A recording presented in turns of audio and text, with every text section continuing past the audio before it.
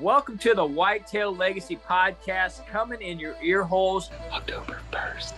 We smash it 10 yards tonight. The buck we call Pickles. A south wind pushing us back to the zag. Got her stand on our backs. Set it out and see what happens.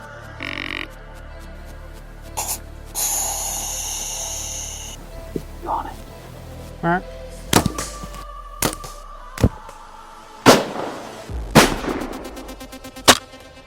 Got the air going out of me. Absolutely drilled him. And boom, he's that good buck. Go get my buck, then we're gonna go get homie's buck. Urban piece as hell.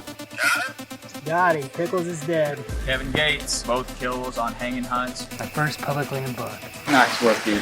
Look at that. Triple brow on the right. I'm digging that. Bucked out October 28th. An absolutely incredible season. Here we go.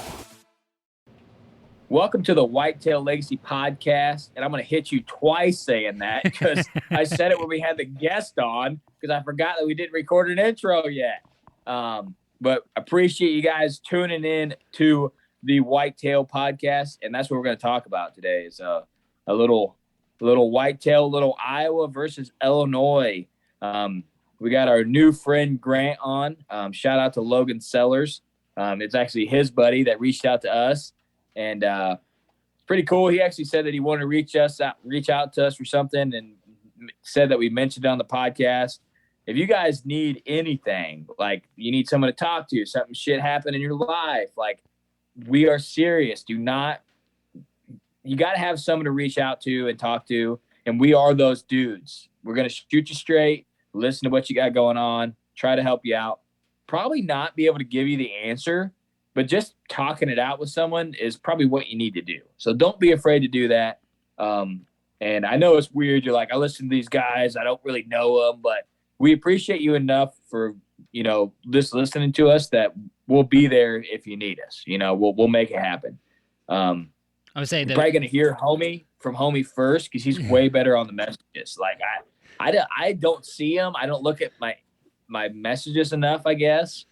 And I got all the notifications turned off for all that shit. So homie's probably going to rip you first. And I'm going to come in second, for the really the ground and pound coming in. I was saying it might be a little choppy at first until get, a little relationship established. But after that, man, like it's just another guy out here, and yeah, another guy out here. But yeah, we Grant wanted to come on. He's had some super good success the last few years. Actually transferred to Iowa to go to college and wanted to kill big bucks. So he decided, hell, I'll go to college in Iowa. Super cool guy. Excited to start the friendship with him. And he goes into some good stories, some good pointers in this one too, really from him, of what he's learned over the past few years. But let's get into the people that make this possible. We're going to get in the show. What do you got over there? Starting off with Last Breath TV. This last weekend, Cody and I sat down on the nice leather love seat in the studio. we actually did do that, but not really. And we filmed their interviews for this upcoming season 8 deer season for you guys to watch that. So that has been filmed, not yet submitted, but in the process of combining everything. I got a video clip I want to show you from November of 2020. We were talking about pickles. It's actually pretty cool. We're in there scouting. And, also along with the Last Breath guys, sharing their codes for Outdoor Edge and Underwarmer. And I'll be dropping that in the show notes here. Yeah, I was thinking about it. We're going to have, Pickles, Whoopsie Buck, Kevin Gates, and the Missouri Buck coming at you. So 4 episodes on Last Breath this year. Showcasing our season. Really excited for you guys to watch them. They always do an awesome job. You kind of got to see the brief episodes, and this is kind of go more into the long depth story form of these bucks and what we did to get on them. And hopefully you guys enjoy it. But we definitely enjoyed filming it and putting it together for you guys. All right, moving on to Exodus trail cameras. If you guys missed last week's episode, breaking news. The guys are going crazy over there. And if you're new, I'm just going to start off with they got a 5-year no BS warranty, a 5-year theft and damage coverage warranty, best in class customer service. We've been using the Exodus render for 3 years, maybe 4, and it's just rock solid, guys. Like, you put the damn thing on the tree, takes the pictures, takes the videos, no doubt about it. And it's gonna send you a status report at midnight to let you know the thing's working.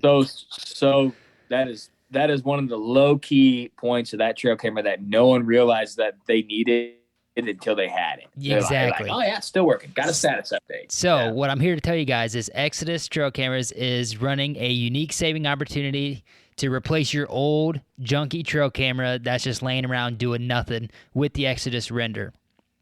This upgrade program is only good for the remainder of April, and you guys need to head over to their website, use the code UPGRADE on their website. It's going to give you $75 off of an Exodus render or an Exodus render bundle. And while you're there on their website, go ahead and subscribe to the newsletter. Sometimes they send out some sneaky discount codes, and also share some tips through email that way.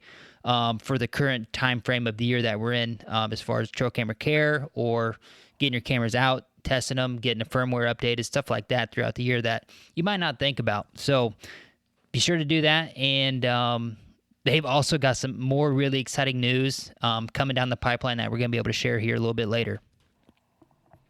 Yeah. All right. I got Right On Optics. Just mounted the one primal, the 4x12x50 on the old muzzleloader. The old 50 millimeter, I thought she was going to be tight on the barrel clearance. Right. She necked on there. Absolutely perfect. That's one thing about the scopes. Like, you have a really solid lifetime guarantee scope that you're going to get a brand new one. If it ever breaks, you break it, it breaks, but it also just looks damn good. Just clean. The package is clean. The scope's clean. They got that big thumb wheel dial on there, to go from 4 to 12. It's also the illuminated one, and I tried it out last night in low light, and it makes a difference. Like, if you're in a low light setting, that illumination actually makes a difference, which I thought was cool, something I've never had on a scope. Mm-hmm. It is an option. You don't have to use it. And then I also messed with the focal ring and kind of seen what I could do with that at different powers. And that is also something I've never really utilized on a scope a bunch, is a focal ring. Have you used that a bunch? I just had to set mine on when I put mine on my gun last year. I just kind of set it and forgot it, really. Yeah. I mean, you can, like, if you're on 4 power, you can make that thing crystal clear by rolling that focus ring, because if you're on 12, you roll it the opposite direction, pretty much just like a camera focus, focus. And it makes a huge difference on that. And, having 12 power, I'm excited to see what I can do with that long range muzzleloader. And like I said, hopefully one day we're killing a mule deer with it. And, if we got to stretch out there and get out, to get a big one, we'll feel confident with our equipment, and, exactly. And I got something I literally mounted that scope, and I told my wife, I said, last scope I ever mount on this gun. Like, this is the scope that I'm going to have for the rest of my life. And that feels good. You spent the money, you got it, you got a quality American-made product, and you're sitting there like, okay, I'd never have to buy this again. That feels really good. On the illumination, is it the crosshairs, or do you have that center dot at the? You can have both. Oh, you can have really? Both center dot or the crosshairs. Yes, it has like a power to where it's dimmer, and then when it turns up brighter, it actually hit the crosshairs. Does the whole thing. Oh, yeah. Right on. Yeah. Like I said, it's not something that I thought I would need or ever wanted, but since I have it, I was like, I'm going to try it in a low light, and it's red, and it made a pretty good difference. If you're in a low light situation, I think it might be, the deciding factor where you can, okay, I can see what I got going on, but like I could see it, like if you're coyote hunting and you had that thing on your gun, that would be hella nice, Absolutely. Real late coyote hunting or something. That would be the ticket for that. So. Well, you got the 4x12 on the muzzleloader. I don't know what the hell you got on the 270, but it's the last one going on that gun too. Yeah. That's the old 3x9. Yeah. Don't know the brand. Thing's got a left lean, but shit, she's in the rocker. It's not going anywhere. I get that thing out. what my buddy's like, you ever shoot your 270 just for fun? I'm like, no, not really. I said, every time I kill that, I shoot like 1 or 2 bullets, make sure it's on, and then I kill something with it. It's high at 100? Okay, we're killing. It's just dead on, you know? That's it. So, yeah. Finishing up here on the intro, guys. If you are looking for new camo, we do have a code for a pretty hefty discount here on Badlands, and we can share that with you guys. And if you want to see it blend in really good, you can head over to our TikTok and watch me stand in front of a tree that looks really good with it blended in. Yeah. A lot of people are like, what the hell? Yeah. How long did it take you to find that? I'm like, I was just like a quick Google search, and I filmed my first TikTok with it on, and it just happened to look really good. So loving all the gear there. Nice fit, and lifetime warranty there, guys. Yeah, I've seen that they got some new shorts and pants and I shit did see too, that, yeah. I was like, oh, man. I told my wife, I said, if I buy those pants, those are lifetime pants. I know. Lifetime pants. Like, imagine that. You got a lifetime pair of pants. That thing rips, lifetime. Like, just slap that right on the ass cheek. Lifetime, you know what I mean? Washer messes them up, lifetime. Send them back, you know what I mean? Like, I might scoop. Grant had a pair of them. They look nice as hell. Oh, really?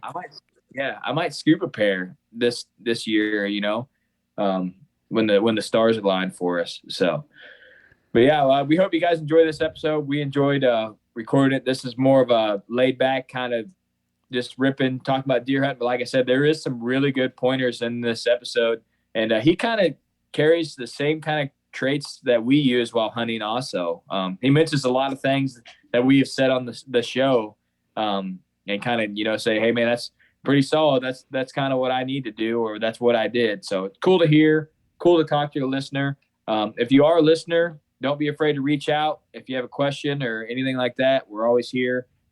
We are not professionals, but we could probably talk to you long enough to let you know what we would do in that situation. Right. It probably might not be right, but hell, at least you give you another eyeballs looking at the situation, and maybe help you connect the dots on something. But we appreciate you guys listening.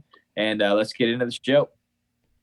Welcome to the Whitetail Legacy Podcast, coming in your ear holes. We know you got 2 ear holes, but we're coming at you 3 deep, so you're going to have to squeeze in tight. We got Grant on the line, and we got Homie. How you guys doing tonight? Pretty good. How are you? Doing good, man. How you doing tonight, Homie? I'm just out here surviving, man. Another day done. Nice. For people that don't know, Grant got the full recap of how we normally start a podcast. Nothing goes wrong. We'll talk for 32 minutes before we start. Hit the record button. 83 things that mess up before we get the first 3 minutes recorded. I don't know how long we've been doing this, but still ain't worth a shit at it. just classic WOP shit show. Like, if you don't expect that as a guest coming on, I mean, I don't know. Your expectations are too high. Keep it real. No, I'm like, man, this is like a legit podcast. I got to prepare myself. And they get on, they're like, this is some podunk bullshit over here. And I'm wearing a purple plum hoodie. I've already been called out on it. Thank you. I'm tough, okay? Just letting you know. You are tough. Tough. Yeah, all right, Grant. Appreciate you coming on, man. Short notice tonight. Appreciate you messaging us and reaching out to come on the show. But let the listeners just give a brief description of who you are and what you do. Yeah, so my name's Grant Watson. I'm originally from Northern Illinois, just outside of Winnebago. Grew up there on my family farm and got into hunting when I was 10 with my dad. Shot my first deer with a bow when I was 10, and kind of been addicted ever since. And as high school went on and stuff like that, I got more into hunting and knocking on doors and stuff. And then I came to Iowa State in the fall of 2018 and been here ever since, going to college, shooting some bigger deer and a lot more better deer to chase out here. But it's been an interesting grind, to say the least, and just been pretty fortunate along the way. Did you shoot a deer your first year with a bow?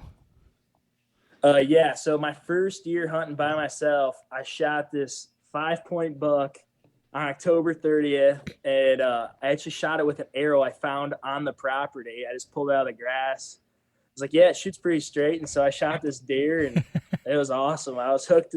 I thought it was like a big buck running through the woods, chasing some does and stuff, but it was a blast. And then as high school went out, We've all been there. I mean, I'm They still look- there at some point. They look a lot bigger when you're like in the moment, and then you're drawing back and Bro, stuff like that. I made a huge mess up last year. I didn't even. Every time I look at the deer, I'm like, what? what happened?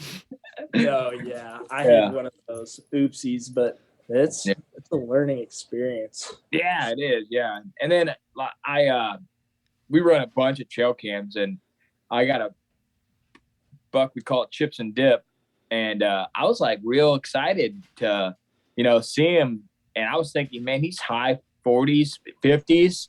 I got the shed, I'm like, but this isn't even the same deer. And I double checked, I'm like, yeah, that's the same. Man, sometimes the trail cams you just make them bigger in your mind on the trail cam, and and it blows me away when you actually get the shed in your hand. You're like, oh man, this is not as big as I thought. So, but that's good. Good to know. Now I know, like, I've made the mistake, and I can kind of look back and say, okay, this deer is probably 15 inches smaller than I actually think it is, and go from there. Yeah, I kind of look at their ears, and then I figure their ears like 7 inches long or so, and then try to guess or whatever. And to me, it don't really matter. I run like 50 trail cameras, and then I just try to find the biggest buck that I can lately, and then try to find the biggest buck that's killable. Like, there's some deer, you get their 2 pictures of them, and you're just it's not worth the time and the sits. I mean, you might sit there for 10 days, and the one day you don't sit there, that's when he's going to walk by. So I try to hunt the more killable deer or something. We've talked about that multiple times this off season. That's something that we're kind of transitioned last year.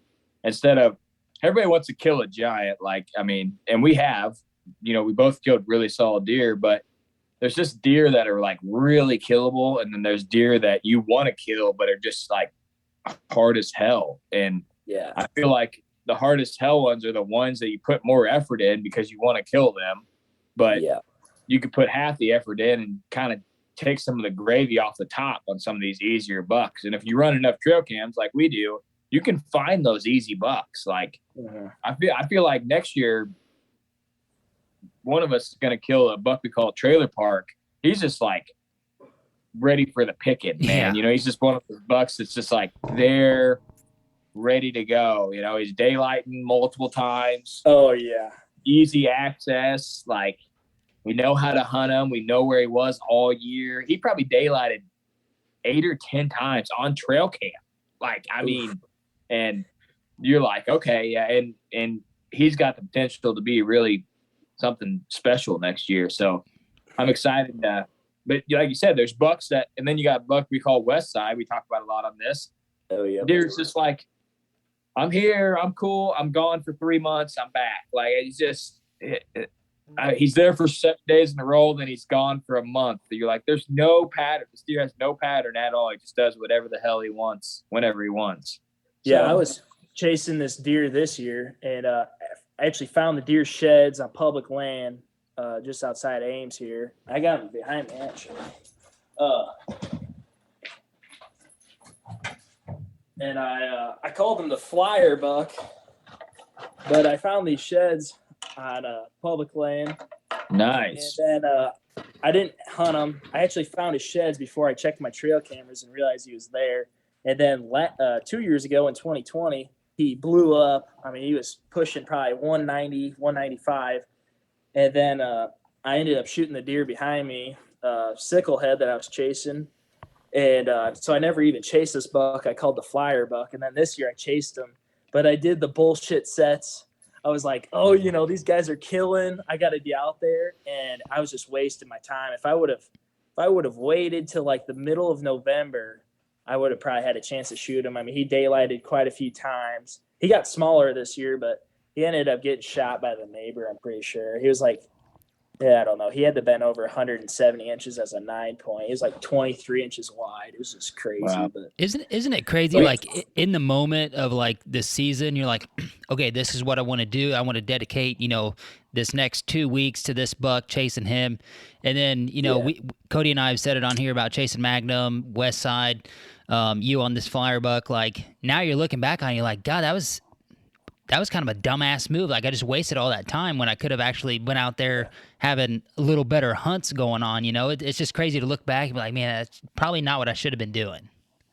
yeah, especially like as in college. So I've been hunting out here, all 4 of my years. And so my goal was to finish my Iowa State hunting career sort of with a pretty big buck. And so I was chasing that flyer buck, and the property sets up hard to hunt because there's a lot of valleys and like, hills down here by the river. And so I walked, like I was hunting them. It was like my 15th sit or something for this deer. And I walked into the woods early and one morning, and a doe blew. And I said, screw it. Today's November 4th. Last year at this time, a big 8-pointer showed up. Maybe he'll show up again. So I just drive down the road to a different property, and luck has it, the 8-pointer that I ended up shooting this year walked by at 20 yards. I didn't even think it was him. I grabbed my bow, but I didn't even draw it. He walked 20 yards right through my shooting gap, and I couldn't believe it was him. So I ended up moving my stand, and I shot that deer 3 days later. And I never once had a trail cam picture of that buck this year. And I shot him, and he was on 10 acres with 4 trail cameras, and he avoided them all. Wow. And I chased the deer last year with my muzzle loader in late season. And the neighbor actually found the shed, and I got in contact with him a couple weeks ago. But yeah, that was just luck of it. I said, if the deer are blowing, this big buck, the flyer buck, he's going to know I'm there before he even knows, I even know where he's at. And so I ended up just kind of lucking out and shooting that as like a 150-inch 8-pointer. So I was pretty stoked on that. Yeah, that's hard to beat. I shot a 141 last year, and I'm like, man, this thing is solid. Like you get that big of an 8. Yeah, 130-inch 8-pointer solid. Like 130-inch deer is solid. Yeah, I think any 130, I'm like, I'm like, it looks pretty solid, man. If it's a 130 10-pointer, no question.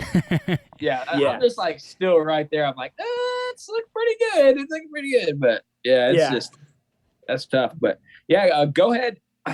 Props to you for all right, this is just a shout out to any person that's on the edge of going to college. If you're a deer hunter, Iowa's a pretty damn good choice. You know what I mean? Yeah. I mean, so growing up in Illinois, I can pay the same amount of money to go hunt in Illinois, or I can pay out-of-state tuition, which is a little bit cheaper than Illinois' in-state tuition, and come and hunt big deer. And Iowa State, people ask me, why'd you come to Iowa State? And there's 2 reasons, and one's the career fair. They have good, employment opportunities. And so I had an internship, all 4 years of college, and I'll graduate with a full-time job. And then 2, deer hunting. I want to go chase big deer. And when COVID hit, it just gave me all the more freedom to go do that. So I spent so much time. It's probably stupid how many hours. I can't remember what I got taught today in class. And you can pick a shed up out of the pile of that's behind me, and I can tell you exactly where I found it. It's just consumed my life and stuff. But yeah, if anyone's listening and they're thinking about going to college, we don't, we all want to keep our private spots, but in reality, Iowa has a lot of public land, and I don't know. It feels more homey here than Illinois, at least. And they don't sharpshoot deer like where I grew up. They just killed the deer herd in northern Illinois. But yeah, they did that a while back down here, and they were giving out. One of the publics opened up, and it was just phenomenal. And they gave out 50 or 60 tags, and they just wipe it out, But the farmers are like, we got to do something because they're eating all the crops. But they eat quite a bit, but man, the farmers are scooping right now. You don't even wipe out the deer herd because of that, So raccoons do more damage in July to corn than deer do probably all year, Yeah, and nobody traps coons anymore. Nobody does anything with those. That's what we need. They need to hire me my kids would just be sharpshooter coon hunters. Would drive around at night in the summer and just hammer coons. There you my go. kids would love it. Pay me like $5 a coon. I'll smash. I will eliminate the coon population around here. I'll call like 4 buddies. We'll be set. I know Like, a couple how many good coons you got? spots. We got 4,000 coons. Pay up, bro. Sign the Retirement fund right there. College fund right there. Yeah. But no, yeah, it's been a great journey. So I came out here and started knocking on some doors. The first year I didn't really knock on that many doors. I ended up shooting a 127-inch buck on like the 6th. It was the 6th of October. I had just launched an arrow. Bad idea, but I let it fly. Hit this deer, smoked it, and then after that, I kind of got more into it, and knocking on more doors and stuff. And probably while I've been here, I've probably knocked on over 100 doors. And you get told a lot of no's, but I look for like smaller properties that most people like overlook, or just like, out of the way places and stuff like that. And so even though I go to Iowa State, like there's a lot of college hunters. So you have to go without, like, you have to drive at least an hour to avoid the college traffic, in my opinion, and stuff like that. But I've been able to get some like pretty awesome spots. I've invited Logan Sellers to come out here. If you guys ever draw a tag, you're more than welcome to come out and hunt with me, because I love taking people out.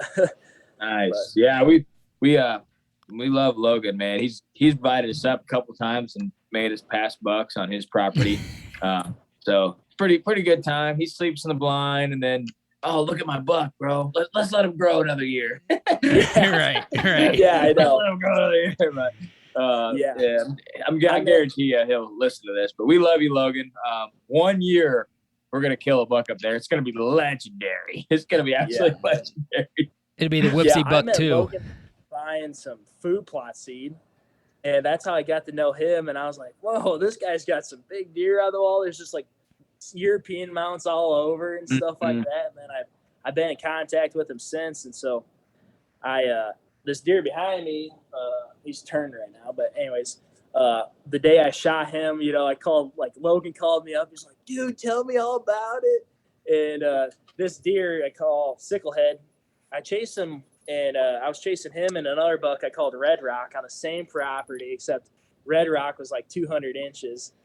And then Sicklehead showed up in the middle of September, right as they're about to strip out of velvet. I go, whoa, who's Red Rock's friend? This is a pretty big deer. And I ended up seeing that deer 3 times before I shot him. I had him within 50 yards twice.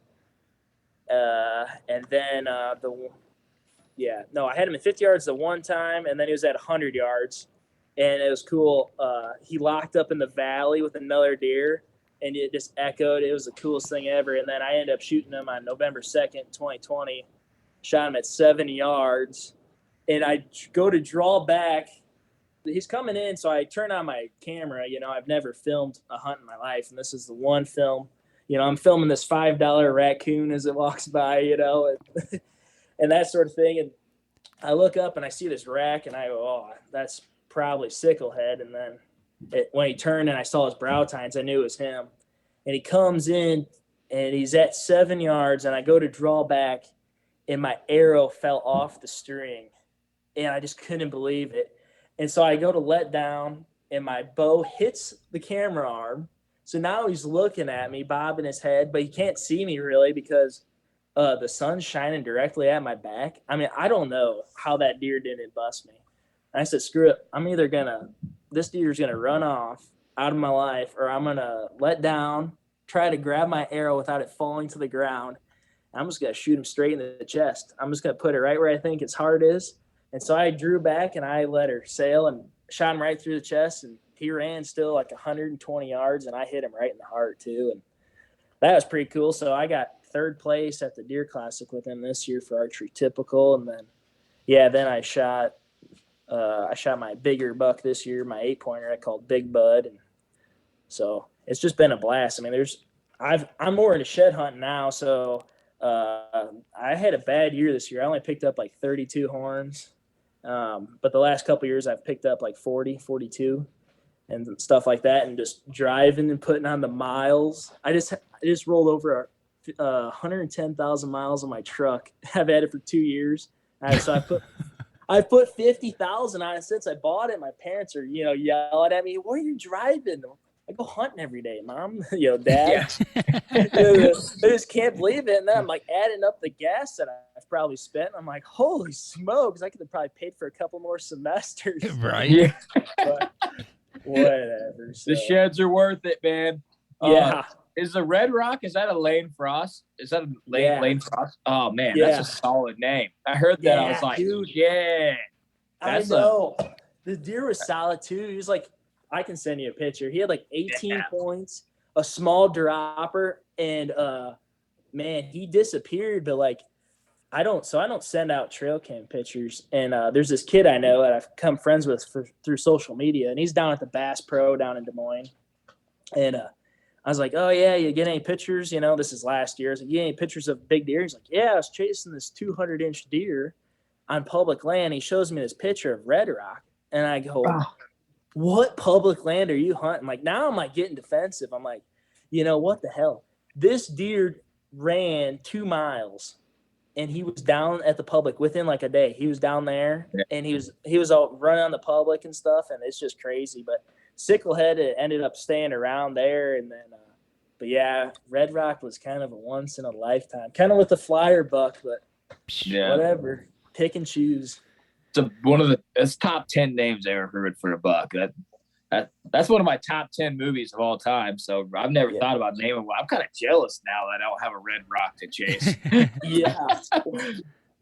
Yeah, you can name one Red Rock in the future. Just make sure you shoot them first. I name them like physical therapy. That's what I Not very cool, but it has a meaning just to me. Yeah. No, I named Big Bud, like his name, like 4 days before. Actually, the day I saw him in person, I was like, man, I need to come up with a name in case I shoot that deer. Yeah. We watch a bunch of YouTube and we're watching those Big Bud tractors. I'm like, oh, that's what I'll call him, because he's just wide and short and heavy. And nice. That was cool. So this one question I wanted to ask you. We know the shed hunting in Iowa is like ridiculous compared to Northern Illinois or where we're at. But is the deer hunting like legitimately that much better? Because I watched like guys in Iowa, and people go to Iowa, like when Moose went to Iowa and we were hunting the same time. He's like, I seen 7 shooters. I'm like, what? I said, no, it's fork and horn, bro. Yeah, so like growing up in Northern Illinois, people are like, oh, deer's only 130 inches. But honestly, like if you can't kill a 200 if there's not a 200 to kill, right? And so like that was my whole thing, is like growing up, we didn't have the caliber of deer that I was shooting in high school were the biggest deer that I knew of in my area, other than like private land people. But yeah, and all the properties I hunt in Iowa are all permission properties. I do not pay a dime for nothing. And, but yeah, no, the hunting is that much better in Iowa. I mean, if you throw up a trail camera on a fence post in Iowa and it's like relatively near deer habitat, you're going to get pictures of 140-inch deer. Like my roommate came out and he shot a deer where I shot Big Bud, and his first deer was a 140-inch 13-pointer. And I actually got that on film too. It was cool. He's right above me and shaking. But no, yeah, like last year I had pictures of 10 bucks that were over Boone and Crockett. 2 of them were 200 inches. And then this past year, I don't know if it was because more deer got shot in like COVID, but this past year I only had 1 buck that was over Booner. A couple of deer like disappeared, and then a couple of them went backwards. But there's some like deer. Homie's buck got smaller. Mm-hmm. We seen a couple other deer that we thought were really going to blow, and exactly they didn't grow much. And we thought like, okay, it's a wet spring. All our food plots were like insanely good. I'm like, oh yeah, we're gonna have a good year, and really nothing but absolutely like blew up giant, No, it was the opposite here. We had a drought, so like I was taking down stands on public land, and this guy's like, "Hey man, you want a beer?" I'm like, "No, I don't want a beer. Like, like dying out here. It's like 100 degrees. And he stands up and walks across the Des Moines River to hand me a beer. And I just couldn't believe, like, the river is empty. But, yeah, we had a major drought. And thankfully, EHD didn't hit. But, yeah, like, homie's buck, you know, like, the deer I was chasing, they just didn't make a jump. I don't know why. Yeah. I don't know why. Now, one other question. Do you get mass and time length where you're at, or is it one or the other? You get both. I don't really know if I have. I was going to say, we don't get both here. It's like chunky, short time, or really spindly, big ass long time. It's like you can't have both best of both worlds. It's literally impossible. Yeah, I got an 8-pointer over there. That's another 8-pointer. It's like 140. And he's got like 12.5-inch G2s, and he's got pretty good cocan bases. But some of the deer are tall, and some of them are like skinny. I don't know. But I got that 180-inch shed, homie. That's the only one that I got that's got mass and time length. From this year? No, yeah, from ever shed hunting, like that has both.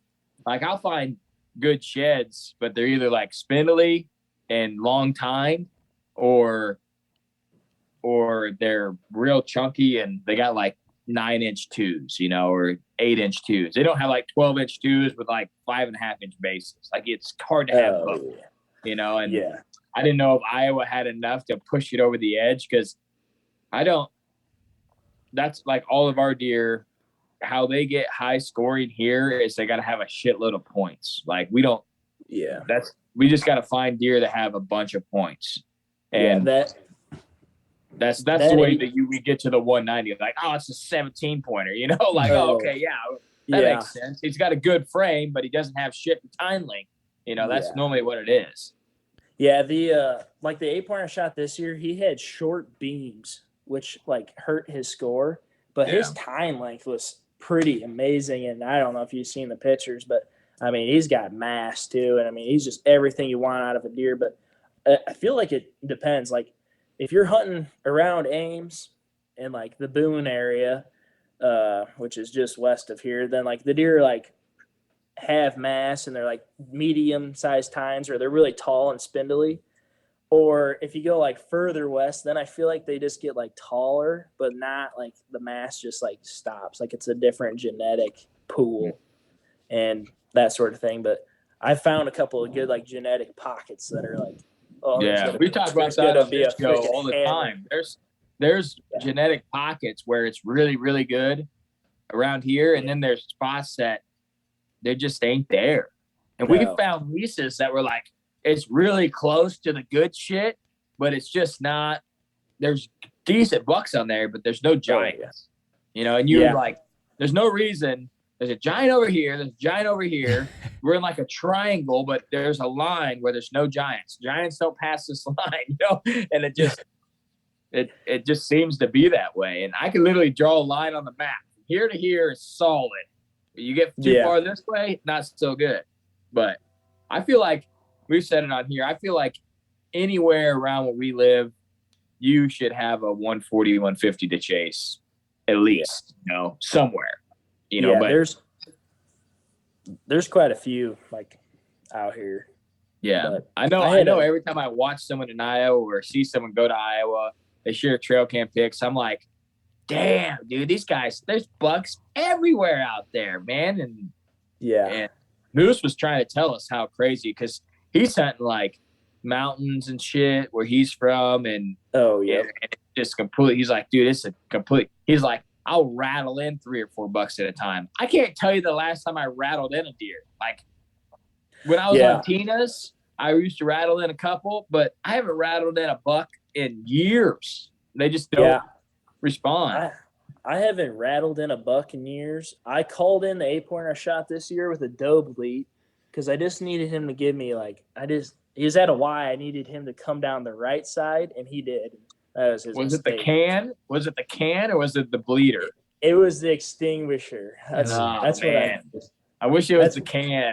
I'm gonna bring back the can. I know. No. Shout out to Brian. What did he say? The 12 bleats a minute or whatever? 120 bleats a minute. That's a good can. If you do 120 bleats a minute, that's a solid can. Yeah. No, there was there was a nice 4-year-old this year I was watching up in northeast Iowa, up in Alameda County, and it was a 4-year-old. I got one of his sheds, and he was probably pushing 170 inches, but he just had mass and time length. And I was like, oh, if he lives, and I think someone shot him because I haven't seen him since. But I mean, there's some big deer around it. I'm telling you, if you come out to Iowa, like if you guys ever draw a tag, I'll be out here if you need to come hunt. But it's a whole different thing, and like you might as well. The good thing is like you're only allowed one buck tag as an archery, so it's not like in Illinois where I shot a buck yesterday, and he's like of lesser caliber. Now let me go shoot something and hold out bigger. It's like you got to make sure you count it right. But the good thing about Iowa is you can do like early muzzleloader season right in the middle of October, like leading up right before the rut. And so I might do that this year, but I always hunt like late muzzleloader. And then seems like a lot of people have success that late muzzleloader. Every year I'm like, damn, I wish we had going on right now. Like our food plot was on fire. Yeah, it's like a month long. Yeah. Our food plot was just insane. I'm like, damn, like late muzzleloader, we'd be smashing over there. And I think a lot of people do kill late muzzleloader. Yeah, I sat and, most of the nights I sat this year, I'd see like 40, 50 deer a night. And it's just crazy because then you're waiting for the big ones that made it through. But Iowa does a lot of shotgun hunting, and they do a lot of deer drives, which I'm not a fan of. But, I mean, you're entitled to do your own things or whatever. But I late muzzleloader hunting. But their shotgun season's pretty good too. But so, I mean, if they make it through shotgun season, that's the way to kill them is late muzzleloader. Yeah, I just put the new long-range scope on the Muzzy. I'm ready to let her eat, see what she's got. There you go. So talking about the muzzleloader seasons and, archery up in there, on the outside looking in, so like from our Illinois perspective, looking at Iowa, and, just a lot of our friends think the same thing, is like Iowa's really got it going on. You got the 1 buck tag. You guys can do some out-of-state supplementation, and, your gun season's later, where ours is kind of more around rut activity. So as far as like you and your buddies or people that you've ran into out there on public, is there anything that like the consensus wants to change about any of the regulations in Iowa or anything like that? Not so much. Like, I guess like the biggest thing I think some of my friends want to change is like the deer driving. Because like people are taking shots at deer running and stuff like that. But otherwise, I think most people are happy with it. I think when we all shoot a deer and it's October, or like the beginning of November, you wish you had another archery tag in your pocket. But if you're a landowner, then you can shoot like $3.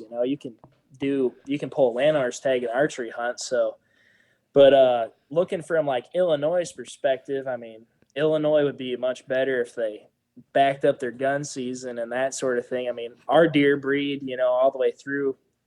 Some of the biggest trail cam pictures I get of big deer are like right before Thanksgiving. And it seems like every big buck is like still on their feet if they're still alive. And like Illinois, I guess I didn't really see that as much because like the gun season's like that second or third week. But the good thing is about Iowa too is like they're not sharpshooting the deer, so there's more, there's just more deer hitting the ground and stuff. And I always had this theory because you said you guys hunt a farm next to a hog farm, right? Mm-hmm. And the deer can't smell you. My theory is that northern Illinois used to have a bunch of hogs and they used to have a bunch of big deer, but then they got rid of the hogs and the big deer seemed to disappear. I think there must be something in that hog shit that's making these deer these things are fucking big, I mean, like Illinois needs to get some hog barns going again or something like that, but I don't know. And like you were saying how the scent carries, like that. Like there's been times where I've come really close to wearing my like choring clothes to the stand because they wouldn't be able to smell my human scent over how bad those hogs smell. Yeah. But, like you're sitting in the stand and like when you first walk out there, it's like, it's bad, you know what I mean? And then you're sitting there for a while and you can't smell it, but that you're so overloaded, you would assume that they couldn't smell as good. But we just lost all our pigs. The guy quit raising pigs. So hopefully that is not a true statement. Yeah, shit. The deer just start dwindling. We're like, damn it, Grant was right. He was right. I'm gonna have 3 hog farms on that property, just out there letting them. We gotta get the population I was bigger. gonna say, you see me carrying around a piglet, just mind your business. Yeah. Yeah. What do you do, Mind man? your Trying own to get business. pig shit for my food plots, bro. What are Yeah. you thinking? Trying Yeah. to grow giants out here. Yeah, and We then just- another thing to touch on is you brought up the mineral thing. So, like, I usually don't do it, but sometime, like this year I did, and I pour out corn, like, once season closes. And it's a really good way to, like, find out which deer made it through and stuff. And then once you start feeding them, you kind of need to carry them to spring. So that can kind of add up as a college student. But I did it for the shed antlers and that sort of thing. But in the summer months, I put out mineral year round. I don't put out I put out mineral in the summer, and then I start back up once the season closes. And then I don't put out my cameras till like the middle of July or August. Like, I always wanted to put my cameras out like early and watch them grow through June, to July. But then you're getting pictures of these deer in June, and then you just go back and delete them because you got a better picture of them in July. And then the biggest tip of advice that I've like come across is just if the big deer's there, just go ahead and hunt them. Like, don't worry about checking the trail camera or like making a separate trip, just because like your time's so limited as a student, especially with clubs and organizations, and then classes and that sort of thing, and then having fun with your friends. So I mean, I kind of checked my trail cameras like once a month. Once I kind of figure out what's there, I don't bank on a rut buck showing up. If a rut buck shows up and they're big, I'll shoot them. But or like that 8-pointer I knew like this year, like I relied on last year's information to shoot that deer. Yeah, that's a good tip, man. That's something that we check a lot of trail cameras like at night in the pitch black, like an hour after we got done hunting, because we're like, okay, we're all the way back in here.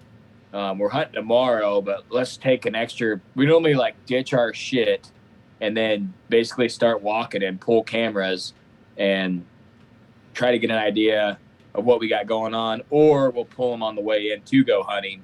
But there's very times in season where we're like, yeah, let's just go run all of our trail cameras. It's just too hard. Like you said, you're so limited on time. Like, there's a reason you need to be on that property. I think Homie's done it maybe once or twice. But like you said, I don't think there's anything that really like changes. The intel that you get isn't a heavy factor on where you hunt, because you already kind of have an idea of where you want to go anyways. Yeah. And I would And if say, your stands are already like preset, like me, like, so I have one of those like electric bikes that I got from my dad. So I just zip around real quick on the fuel edge or something like that, and it cuts down my drive time. But to go deep in the woods where my stands are, like, I've already picked out, like, I've already put in the time this time of the year to like shed hunting. I've picked out the tree. My stuff's like set. So the next time I go to that spot, like, I just climb in and hunt. And if I know a deer's there, like, that trail camera is not gonna like give me that extra. Like, if he's like, I have a couple cell cameras, and so if he's showing up, like, that's one thing, like regular, like, oh, I need to be in there and kill him. But as a college student, like, you either have like a time to hunt or you don't. And when you have the time to hunt and the conditions are right, then go in there and do it. But otherwise, I mean, you're just kind of like wasting time. But yeah, this year when I was chasing that flyer buck, I hung a stand at like 10:30 in the dark, raining. I was like, I'm gonna wash my scent away, check all these cameras, and it was all for nothing. But it was fun. I would say we usually got a mobile cam somewhere in the vicinity of a spot that we want to hunt. Really going in to check like a red cam would be only if usually we put those in like an easier spot because we actually physically have to be there. And unless it's a spot that we think something might be going on and we need to get some intel there because it's, a 50-50 shot if we want to go there or somewhere else that we know like is for sure going to be a good hunt. You'd be like, oh, well, hey, we haven't been over here to this cedar tree cam and pull it yet to see if anything's slipping up in there. And just like you said, like, there's gonna have to be something on there pretty regularly for us to go back in there and hunt. but we usually got mobile cam and a better plan on something else. And going in there and just we pulling, still got pulling a shit red out. cam is We still got shit out that hasn't been checked since October. It's Yeah. still out. Yeah, You know, it's like people are running their cams so frequently, and we just got shit out there like, damn it, we got to get those eventually. And, you know, they're probably not on right now. Like the battery's got to be dead. You know what I mean? But they're just out there chilling, probably stolen more than likely. One of them's got a real good shot. The one, that one in the back, it's probably gone. But the other one, I don't think anybody's looking at that spot, and I feel like that's probably you're gonna pull that cam. That's gonna be one of those that you're like, damn it, I'm an idiot. Should have been here. I'm Absolute an idiot. I knew it. I'm an idiot. Yeah. I knew that this was a spot, but I had a camera stolen this year, and then I've had some cards stolen. And my thing is you know what? The guy who's putting in the work at the end of the day is gonna kill the deer. And if you're that kind of person, you got to stoop low enough to steal someone's hard work. Then go ahead. Like, I'd rather have them take the camera and leave the SD card. But like, I know, steal the cards like the lowest of lows. Yeah, you're like or just like put it back in. You know, like download all the pictures, make yourself feel good, put it back in my. Delete yourself. I don't even care. Delete yourself. Get the intel, and then put it back in there. Like, cool, bro. Like, it's just, I feel like people think that the reason they do it, people think that one extra trail cam is the reason that someone else is killing and they're not. But in reality, it's the work that they're not putting in, you know, or they just got damn bad luck. Like some people just have bad seasons. It happens, you know what I mean? But I feel like if you have a half-ass idea of what's going on and you put in enough work, you're going to get an opportunity. Now, if you capitalize on that opportunity, that's on you. You're going to get an opportunity or two a year to kill a deer, a nice deer. You know, and that's what it comes down to. You either mess up the opportunity or you didn't put enough time in to get the opportunity. Because, like I said, I feel like anywhere in our area, if you sit long enough and you are hunting the wind and you kind of got an idea of what the hell you're doing, you're going to have an opportunity at a buck if you put the work in. Is it going to be an absolutely giant buck? No, because just like you said, you got to find those. Yeah. And people are always wondering why me and homie are always on giants, but they don't understand how much work that we've put in to find said giants. And I've said it on this podcast, I don't know how many times. If you find a giant, that giant dies, right? There's a reason that giant was there. And there's a pretty damn good chance if something doesn't ruin that property, there's going to be another giant there eventually. So keep it on the back burner, keep going in there. And if there's a giant there for some reason, there's another giant going to be there eventually. It's just like that. I shot and lost that giant one in the 190s. And then 2 years later, there's another 190 there. Like, oh, sheesh. You know, it's, you find a spot, there's a reason that they're there. Yep. And the same thing happened to us. We were hunting a 190. It got killed. There's another 190 in there last year. Just if you find those spots, there's a reason those deer are that big. They can get old enough. They have the genetics in that area. And just because one deer dies doesn't mean all the genetics are gone. The pressures, you know, the deer made it that long, so other deer will be able to get that long too, you know? So in the year in between there was a 188 in there. Yeah. Holy you know, smokes. You find a spot. That'd be an 8-pointer. That's the guy who mounted the world record. World record buck mounted that buck, the 8-pointer, killed off that property.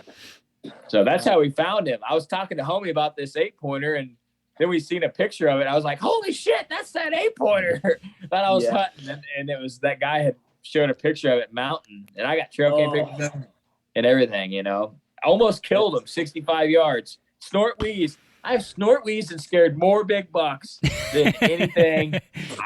I need to just never snort wheeze. I got a crispy ass snort wheeze too. You do, yeah. That sounds great. Snort wheeze.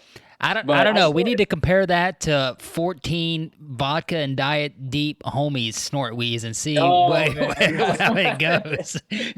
Yours was animated though. I mean, yeah, it was really it was over the top. Every deer in a quarter mile would see you.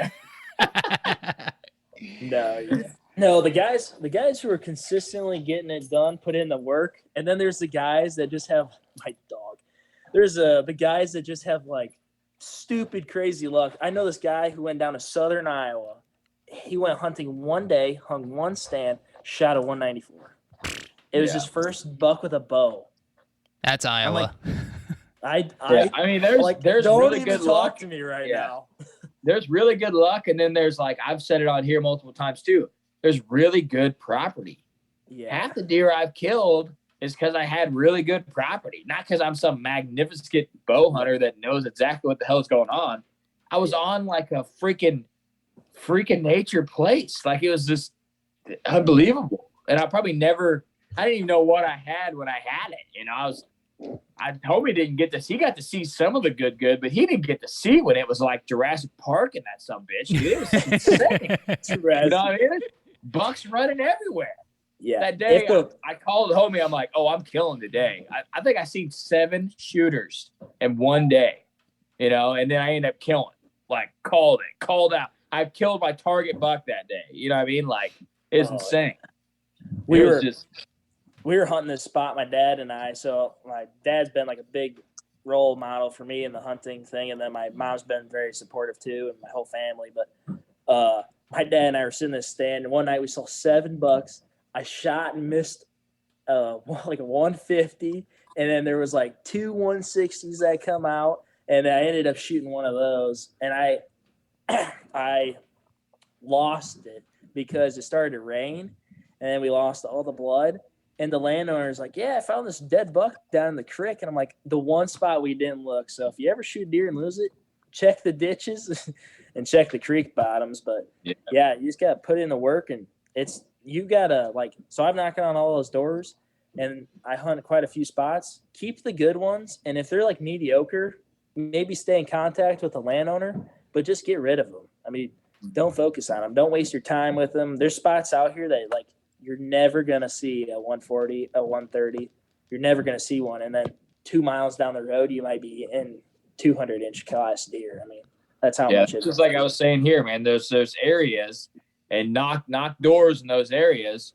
Yeah. And we thought we found the honey hole lease last year, and it just and we just decided not to get it this year. It's like we had multiple talks of like, it's another place to go, but is it really worth it? Like it's not.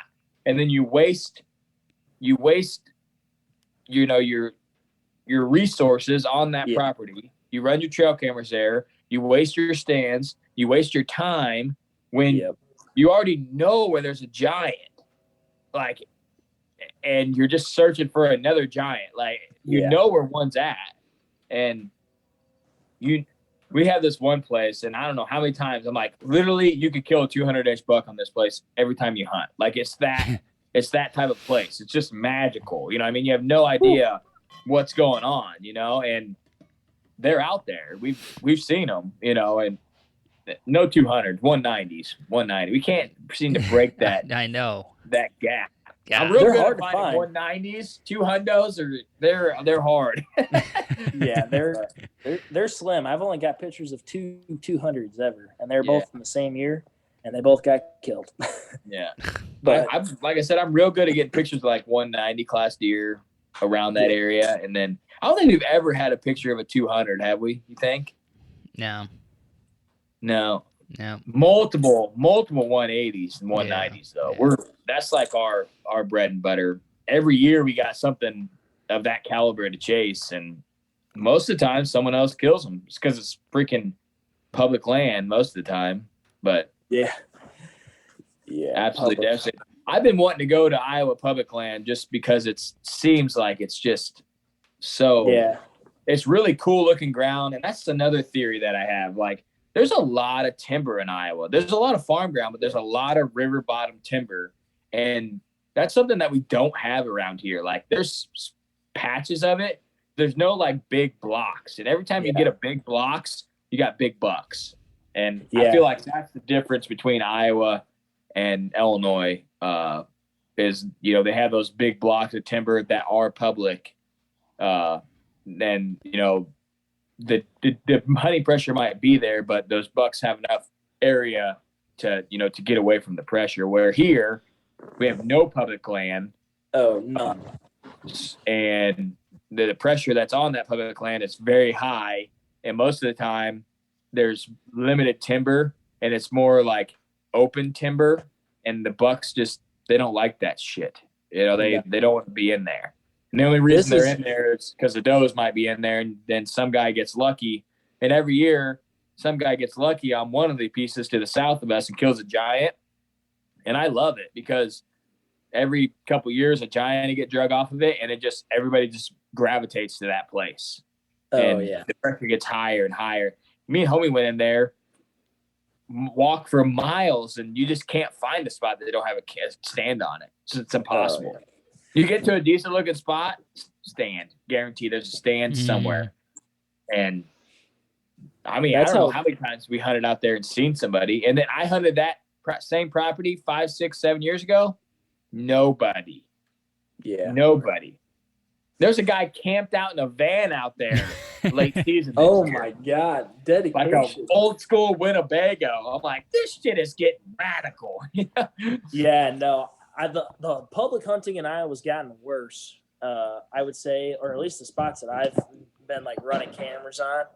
But I mean, it's still better than Illinois, but it's so steep. I mean, like you were saying, you get in these bluffs and the river bottoms and stuff like that. And I feel like there's always genetic freak deer near rivers. And then if you just combine the hilly terrain with it, I mean, these deer can hide and that sort of thing. And there's just, I mean, and you just can't keep up with them as a person. I mean, if you're going up the hill, they're watching you. They all bed around the rims and stuff like that. So that's how I do a lot of my shed hunting too. But I mean, with COVID and stuff like that, there was so many more people out in the public land. And then, like you said, like big deer get shot out of there, then word travels. And then you have everyone and their cousin out there.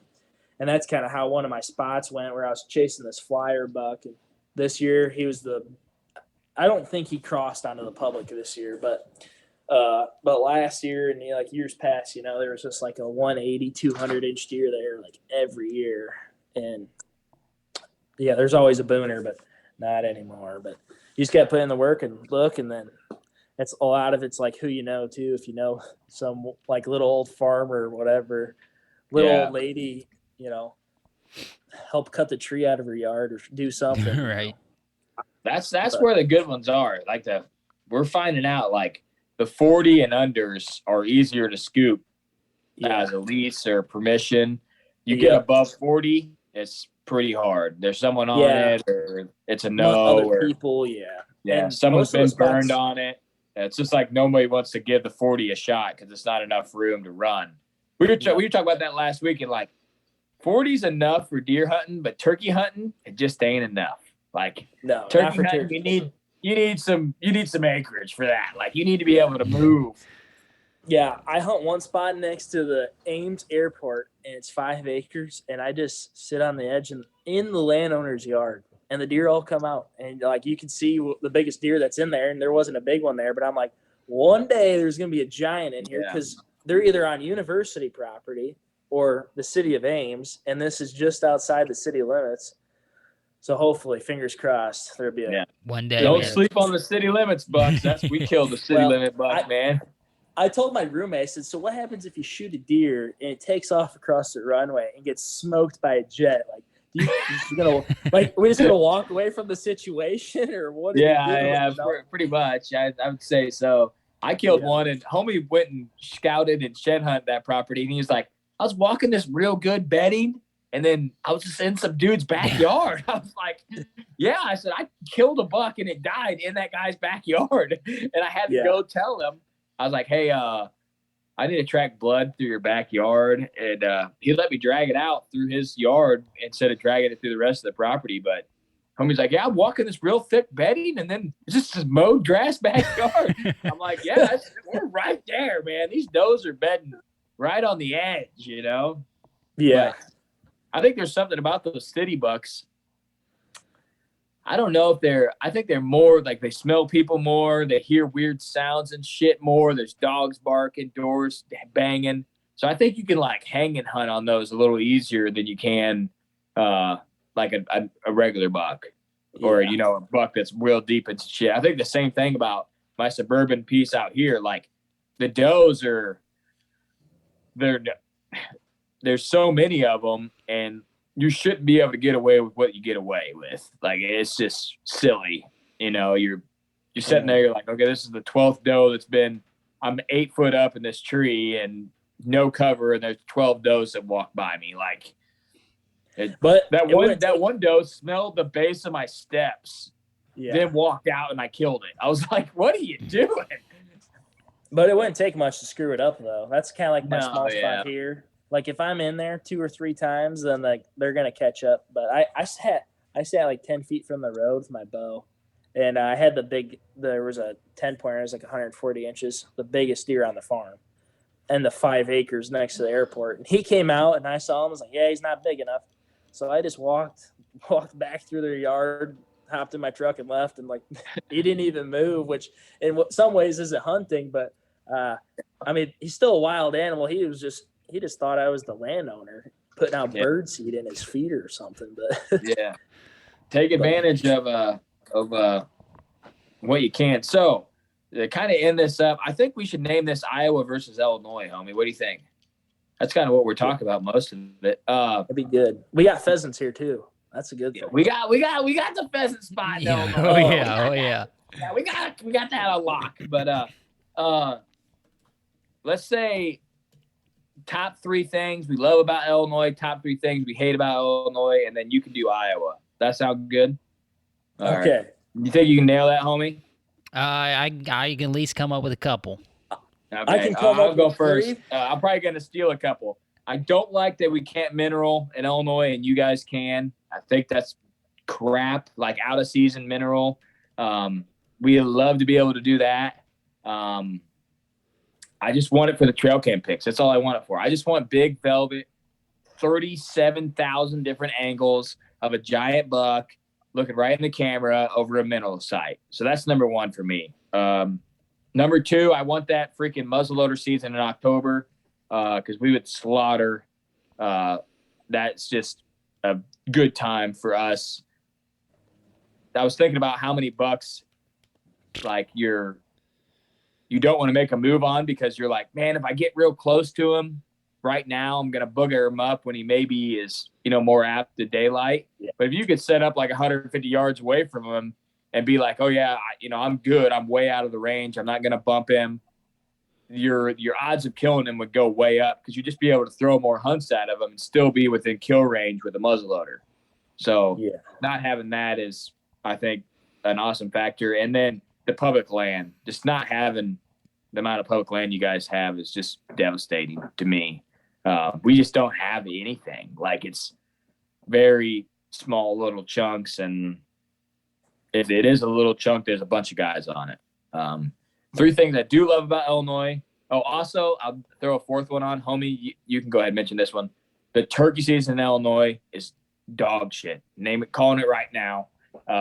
Absolute trash. Unless you're a landowner, Illinois turkey season is the bottom of the barrel for any turkey season out there. Calling it right now. It's just terrible.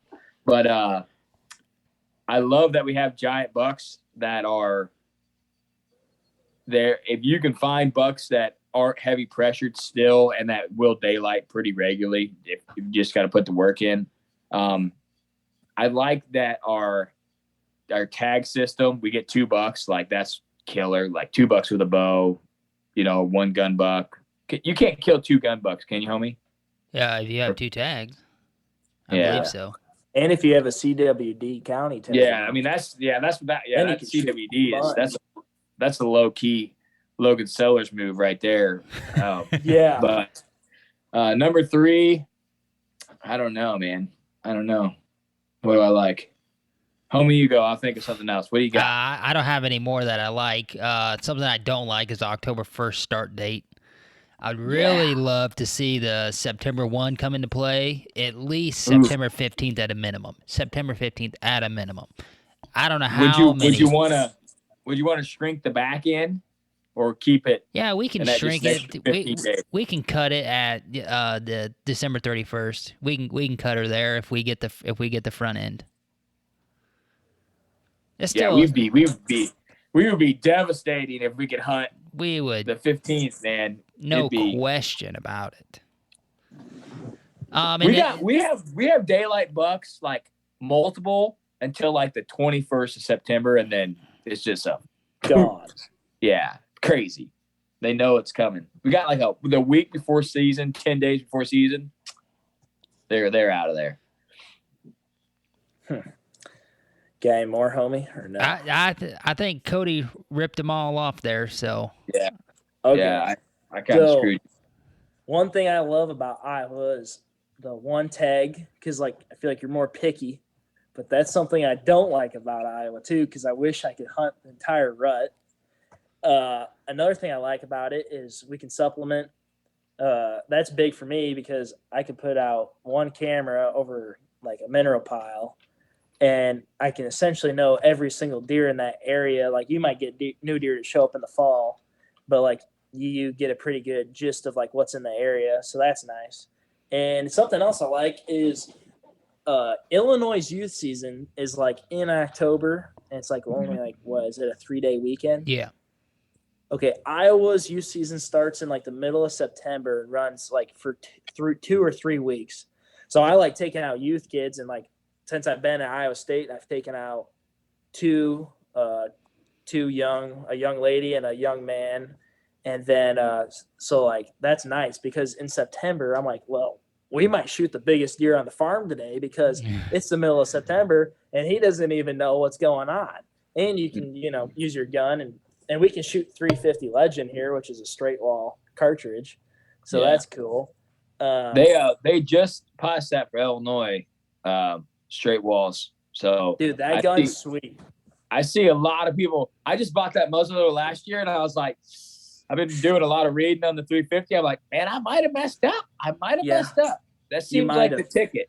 Real convenient to just have a shell that you put in and shoot, compared to a muzzleloader. But I bought and it doesn't drop.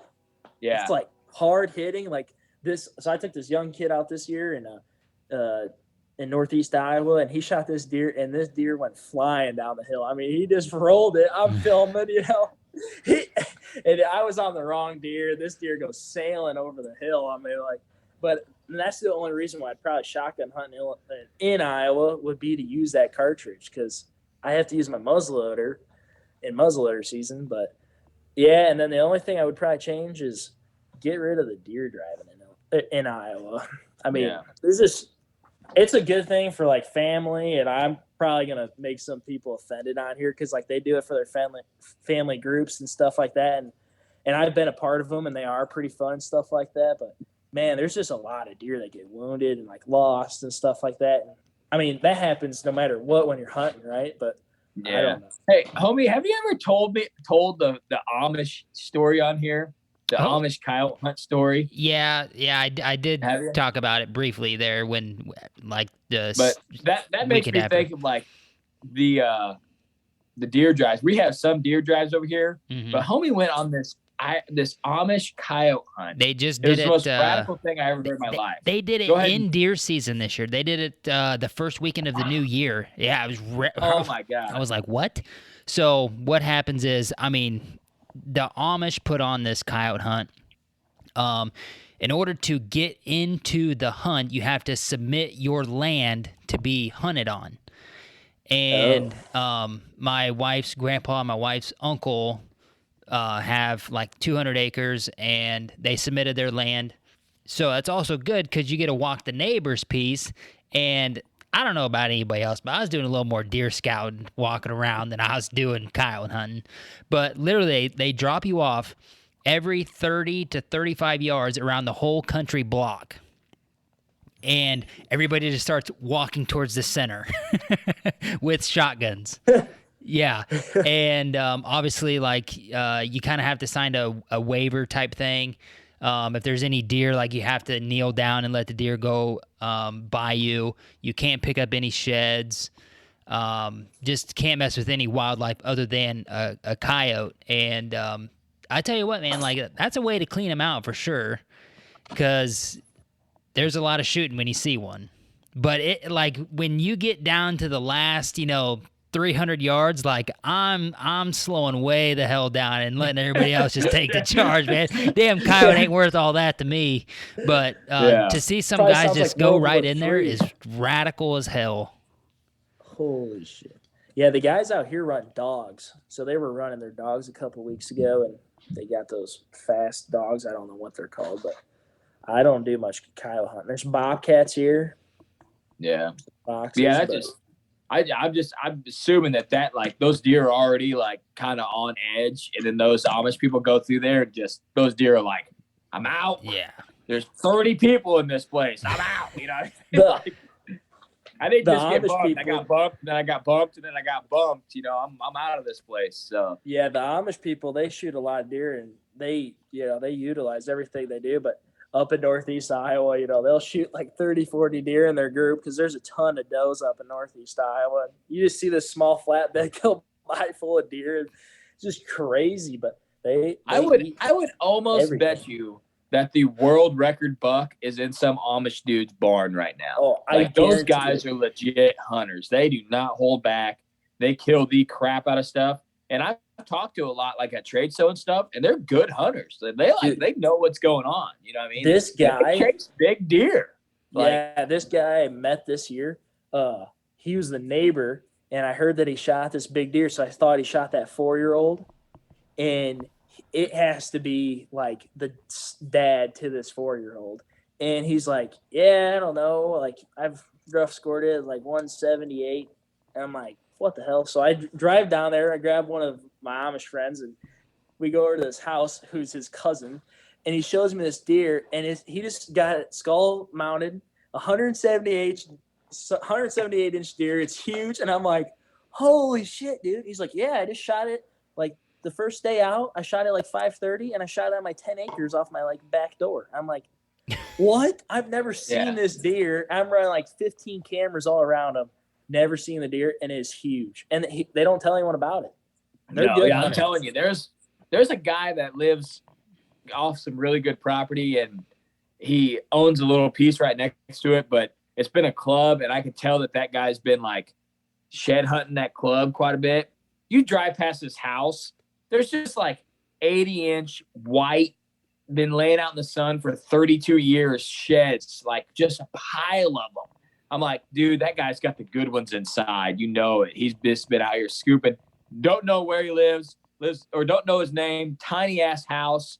Got a bunch of skull plates on his garage, and you're like, that guy's got some giants in there. You just know it. And nobody knows. Like, nobody knows what he has. And I guarantee you, like, the world record buck is literally in some freaking Amish dude's, Mennonites dude's garage. And he's like, yeah, I shot that a couple years ago. Pretty solid deer.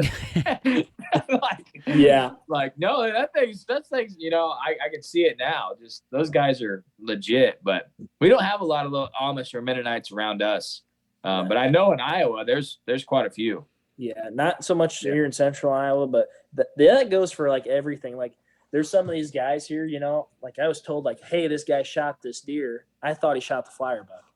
And so I was going to bring him the sheds, and turns out he's got the shed off the 8-pointer I shot. But he's like, yeah, I shot this deer, a couple of years ago, and there's this like 211-inch deer there. And some of these people that like shoot the biggest deer, they don't want nothing to do with it. Like, no record book, nothing like that. Yeah. So the biggest deer is not in the record book, in my opinion.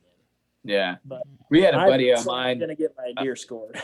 Yeah. We had a buddy of mine named James Wheeler on, and that guy's like a low-key absolute giant slayer. You go to his house, you're like, damn, there's just giants everywhere, sheds everywhere, and he came on the podcast like episode 10 or 15 or something way back in the day, and like that's the kind of guy that you want to hear from. You're like, this guy's just out there, and he actually passed the buck that I killed this year with a bow, like a couple days before I killed it.